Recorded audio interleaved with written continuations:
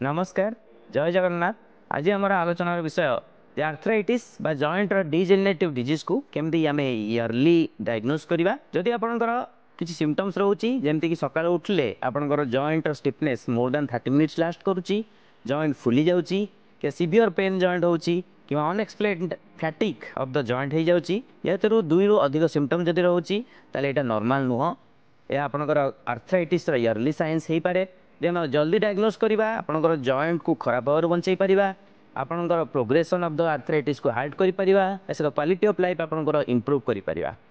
तेणु जदि आप सिम्पटम्स आपको रोचे ताहले आम फास्ट स्टेप नियंतु, आमको निम्नलिखित व्हाट्सएप नंबर रे कांटेक्ट करंतु।